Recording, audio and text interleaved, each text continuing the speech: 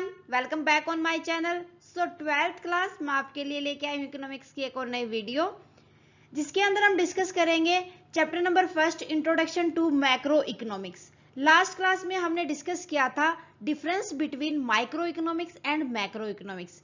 Economics के two part होते हैं, माइक्रो इकोनॉमिक्स जिसके अंदर इंडिविजुअल की स्टडी की जाती है, मैक्रो इकोनॉमिक्स जिसके अंदर हम एक इकोनॉमी के एज ए होल मान के स्टडी करते हैं। ओके और उन दोनों के बीच में डिफरेंसेस क्या क्या थे वो हमने लास्ट क्लास के अंदर पढ़ लिए थे। उम्मीद करती हूँ वो वीडियो आपने देख ली होगी। अगर अभी तक नहीं देखी है तो फटाफट से प्लेलिस्ट में जाए और देख ले। आज हम डिस्कस करेंगे डिफरेंट टाइप ऑफ इकोनॉमी। अभी तक हमने बात की थी इकोनॉमिक्स की, अब बात करेंगे कि इकोनॉमी के कितने टाइप होते हैं। बेसिकली इकोनॉमी के 3 टाइप होते हैं, वो हम एक एक करके आज की क्लास में डिस्कस करेंगे। उसके बाद हम डिस्कस करेंगे positive versus normative economy. Positive economy और नॉर्मेटिव इकोनॉमी के बीच में डिफरेंसेस क्या क्या होते हैं। सो ये सब आज की क्लास में हम डिस्कस करने वाले हैं। So let's start. Different types of economy. भाई जो हमारी इकोनॉमी है उसके टाइप्स कौन कौन से होंगे। हमारी इकोनॉमी के अंदर कुछ आपने कंपनी वगैरह देखी होंगी, या कुछ आपने स्कूल्स वगैरह देखे होंगे, कुछ आपने हॉस्पिटल देखे होंगे जिनका ओवरऑल कंट्रोल गवर्नमेंट के हाथ में होता है। कुछ आपने प्राइवेट देखे होंगे, स्कूल वगैरह, प्राइवेट हॉस्पिटल वगैरह, प्राइवेट कंपनी वगैरह, जिनकी टोटल जो अथॉरिटी होती है और जो डिसीजन मेकिंग होता है वो ओवरऑल या तो प्राइवेट कंपनी के हाथ में होगा या मार्केट के हाथ में होगा। कुछ आपने देखे होंगे जिसमें इंटरफेरेंस कुछ तो गवर्नमेंट का होता है, कुछ प्राइवेट पार्टीज का होता है। तो इस तरीके से जो हमारी इकोनॉमी होती है वो 3 टाइप की होती है। देखते हैं first type, central planned economy. मैंने जैसा कि आपको बताया था, यहाँ पर ओवरऑल कंट्रोल जितनी भी एक्टिविटी होंगी एक इकोनॉमी के अंदर, चाहे वो प्रोडक्शन से रिलेटेड हो, चाहे वो एक्सचेंज से रिलेटेड हो, या गुड्स के कंजम्पशन या सर्विस के कंजम्पशन से रिलेटेड हो, ये सारी की सारी अथॉरिटी कंट्रोल की जाती है यहाँ पर गवर्नमेंट के द्वारा। ठीक है, यहाँ पर जितनी भी अथॉरिटी होती है, मतलब जितने भी स्पेशल रिसोर्सेज होते हैं उनको अलोकेट करना, डिस्ट्रीब्यूट करना, उनको फाइनली यूज करना, जितनी भी गुड्स और सर्विसेज आती है वो सेंट्रल गवर्नमेंट के द्वारा किया जाता है। जो सेंट्रली प्लान्ड इकोनॉमी होती है उसका मेन मोटिव सोशल वेलफेयर होता है, सोसाइटी की हेल्प करना होता है। सो देखते हैं, यहां पर पढ़ते हैं। A central planned economy is one in which the government or the central authority plan all the economy's major activity। कौन करते हैं यहाँ पर, जितनी भी एक इकोनॉमी की एक्टिविटी होती है उनकी अथॉरिटी प्लान एक गवर्नमेंट करती है।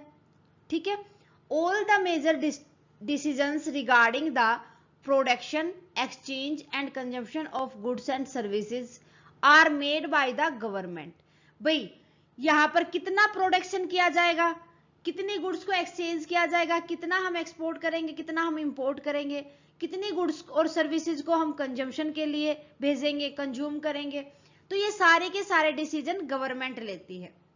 The central authority attempts to achieve a specific resources allocation and also the distribution of the final combination of goods and services that is deemed desirable for the society as a whole.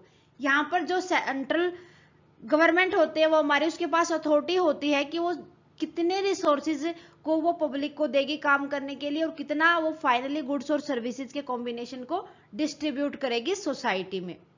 जितनी society को Dzire होती है उसी के according वो goods and services उनको allocate करती है, उनको रिसोर्सेज एलोकेट करती है। So the primary goal is social welfare. Primary goal क्या होता है सेंट्रल प्लान्ड इकोनॉमी का? सोशल वेलफेयर, सोसाइटी की देखरेख करना, सोसाइटी की जितनी भी वांट्स है, डिजायर है, उनको फुलफिल करना। ओके, मार्केट इकोनॉमी की अगर हम बात करें तो मार्केट इकोनॉमी यहां पर ओवरऑल कंट्रोल किसके हाथों में होगा? या तो मार्केट के हाथ में होगा, या किसी भी एक इंडिविजुअल के हाथ में होगा, या कोई भी प्राइवेट कंपनी वगैरह होती है उनके हाथ में होता है। ठीक है, all the economic activity in a market economy are organise through the market. किसके द्वारा? एक मार्केट के द्वारा। मार्केट का मतलब ये बाजार नहीं, सिंपली बाजार नहीं।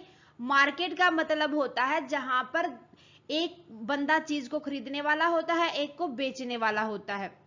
Free interaction of individual who pursue their respective economic activity takes place in a market। कहता है कि जो मार्केट इकोनॉमी होती है उसके अंदर एक इंडिविजुअल जो किसी भी गुड्स और सर्विसेज को खरीदना चाहता है और जिसने उस गुड्स और सर्विसेज को बनाया है वो एक प्लेस पर मींस मार्केट के अंदर मिलकर वो इंटरेक्ट करते हैं एक दूसरे से।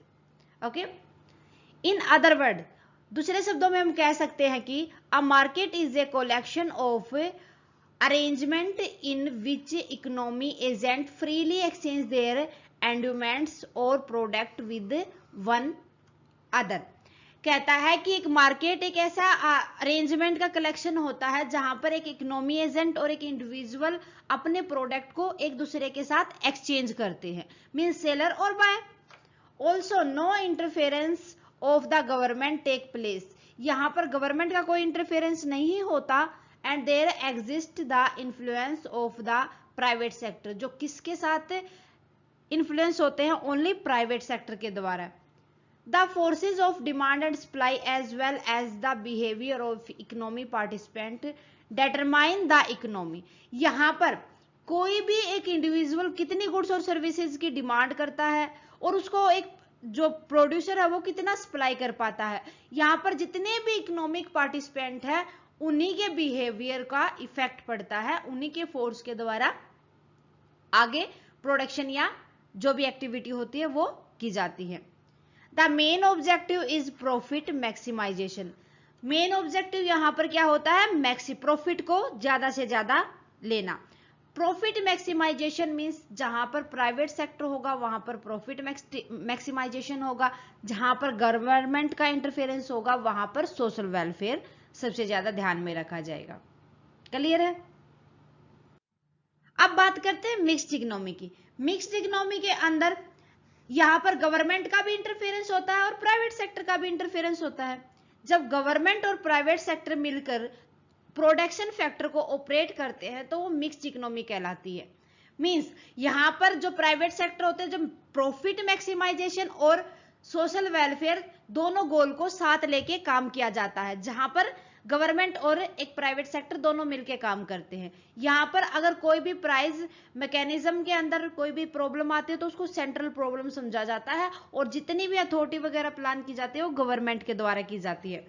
अब आपने देखा होगा कि जो रोडवेज वगैरह है, जो इलेक्ट्रिसिटी है, जो रेलवे वगैरह है, ये सारे के सारे मिक्स्ड इकोनॉमी के अंदर आते हैं। यहाँ पर गवर्नमेंट और प्राइवेट सेक्टर दोनों आते हैं। तो इसी तरीके से कहा जाता है कि जो इंडियन इकोनॉमी है वो कौन सी इकोनॉमी है, वो मिक्स्ड इकोनॉमी है। यहाँ पर गवर्नमेंट का भी इंटरफेरेंस होता है और प्राइवेट सेक्टर का भी इंटरफेरेंस होता है। The economy in which both the government and the private sector own and operate production factors, profit maximization in the private sector and the social welfare in the public sector are the primary goal. The central planning authority and the price mechanism solve central problem. ठीक है, यहां पर अगर कोई भी problem होती है central जो प्लानिंग है होती है वो अथॉरिटी, और अगर कोई भी प्राइस मैकेनिज्म आता है तो उसको कौन सोल्व करता है, वो सेंटर करती है, गवर्नमेंट करती है, क्योंकि वो सेंट्रल प्रॉब्लम मानी जाती है। ठीक है, और आपको याद रखना है कि Indian economy is a mixed economy. Indian economy कौन सी इकोनॉमी है, एक मिक्स्ड इकोनॉमी है। क्लियर है? ओके, सो ये थी हमारी टाइप ऑफ इकोनॉमी। क्लियर है?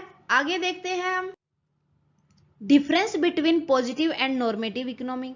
अब हम बात करेंगे कि जो पॉजिटिव इकोनॉमी होती है और नॉर्मेटिव इकोनॉमी होती है उनके बीच में क्या क्या डिफरेंसेस होते हैं। तो इनके बीच में हम डिफरेंस करने के लिए कुछ बेसिस लेते हैं। बेसिस की अगर हम बात करें तो बेसिस के अंदर फर्स्ट बेस होता है ऑन द मीनिंग। अगर मीनिंग की बात करूं मैं, देखो आपको जब डिफरेंशिएट करना है तो मैंने बार बार बताया है, जहां भी मैं डिफरेंशिएट करती हूँ तो आपको कुछ बेसिस लेके चलने हैं, उन्हीं के बेस पे दोनों पॉइंट के बीच में डिफरेंशिएट करना है। क्लियर है?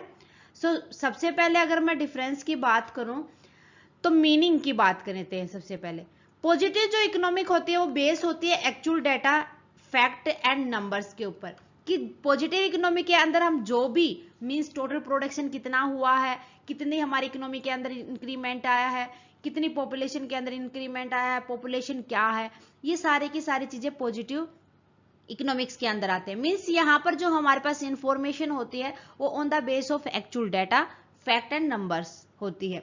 लेकिन in normative economics based on opinion and value of interpreter, कि जो हमारे पास डाटा होता है, जो हमारे पास इंफॉर्मेशन होती है, वो ओपिनियन के बेस पे होती है या किसी भी इंटरप्रेटर की वैल्यू के बेस पर होती है।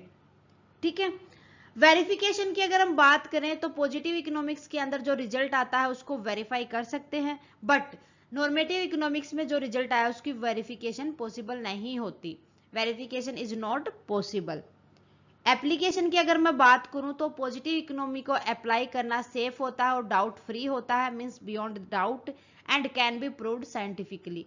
और आप इसको प्रूव्ड भी कर सकते हैं क्योंकि आपके पास एक्चुअल में जो डाटा होता है उन्हीं से तो आपने रिजल्ट निकाला है, तो उस डाटा के बेस पे आप प्रूव करके भी दिखा सकते हो। ठीक है।